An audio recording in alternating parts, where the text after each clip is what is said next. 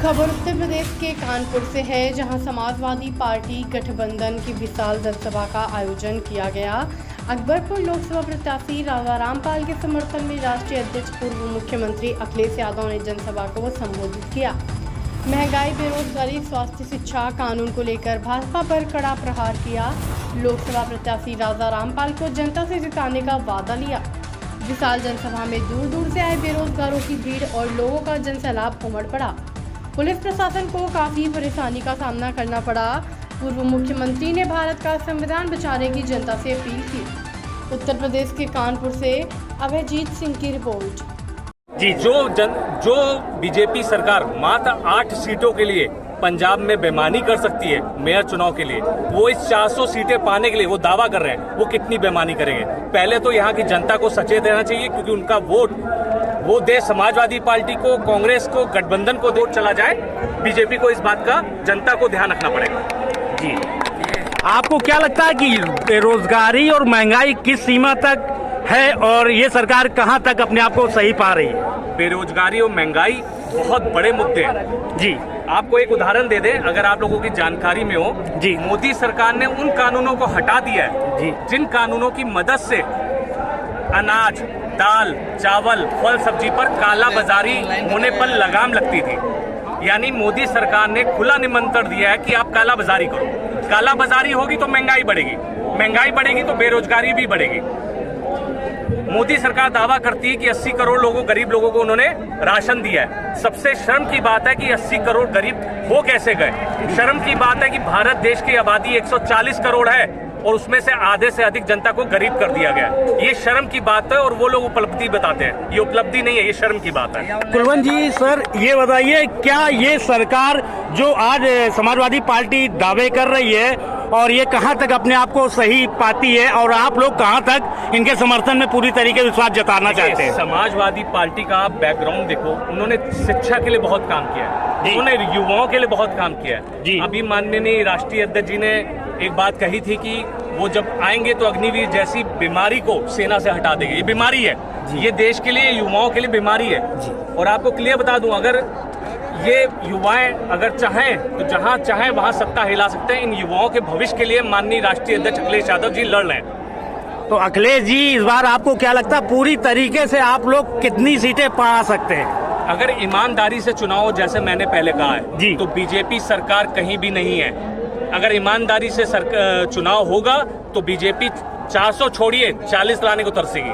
अच्छा जी, धन्यवाद। New nation 81 से कानपुर से अभयजीत सिंह की रिपोर्ट। बेरोजगारी और महंगाई किस सीमा तक है और ये सरकार कहां तक अपने आप को सही पा रही है? बेरोजगारी और महंगाई बहुत बड़े मुद्दे हैं। जी, आपको एक उदाहरण दे दें, अगर आप लोगों की जानकारी में हो। जी, मोदी सरकार ने उन कानूनों को हटा दिया है जिन कानूनों की मदद से अनाज, दाल, चावल, फल, सब्जी पर काला बाजारी होने पर लगाम लगती थी। यानी मोदी सरकार ने खुला निमंत्रण दिया है कि आप काला बाजारी करो। काला बाजारी होगी तो महंगाई बढ़ेगी, महंगाई बढ़ेगी तो बेरोजगारी भी बढ़ेगी।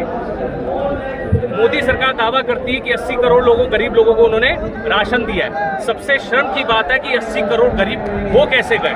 शर्म की बात है कि भारत देश की आबादी 140 करोड़ है और उसमें से आधे से अधिक जनता को गरीब कर दिया गया। ये शर्म की बात है और वो लोग उपलब्धि बताते हैं। ये उपलब्धि नहीं है, ये शर्म की बात है। कुलवंत जी सर, ये बताइए, क्या ये सरकार जो आज समाजवादी पार्टी दावे कर रही है और ये कहां तक अपने आप को सही पाती है और आप लोग कहां तक इनके समर्थन में पूरी तरीके से विश्वास जताना चाहते हैं? समाजवादी पार्टी का आप बैकग्राउंड देखो, उन्होंने शिक्षा के लिए बहुत काम किया है, उन्होंने युवाओं के लिए बहुत काम किया है। अभी माननीय राष्ट्रीय अध्यक्ष जी ने एक बात कही थी कि वो जब आएंगे तो अग्निवीर जैसी बीमारी को सेना से हटा देंगे। ये बीमारी है, ये देश के लिए, युवाओं के लिए बीमारी है।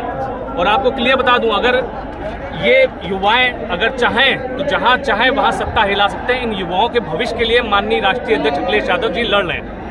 तो अखिलेश जी, इस बार आपको क्या लगता है पूरी तरीके से आप लोग कितनी सीटें पा सकते हैं?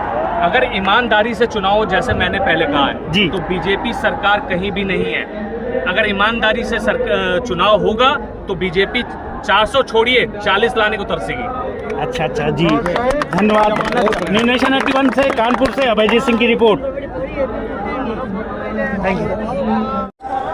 तो ये युवा युवाओं की इतनी भीड़ में दिखाई पड़ती क्योंकि आधे से ज़्यादा युवा सरकारी नौकरी कर रहा होता, लेकिन किसी कारणवश सब लोग सत्ता में नहीं आ पाए।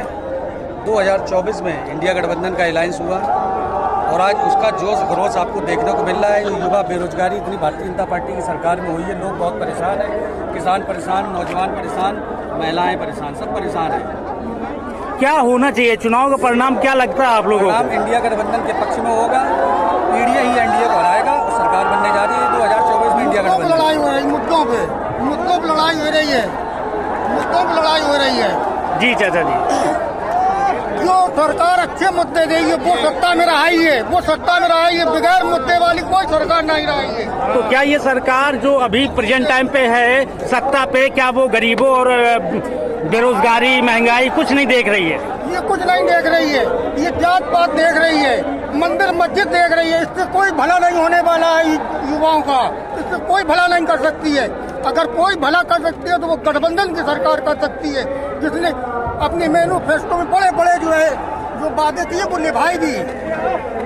क्या लगता है कि युवाओं को ये सरकार आने पे क्या मिल सकता है? गरीबों को क्या महंगाई से निजात मिल सकती है? बिल्कुल मिल सकती है।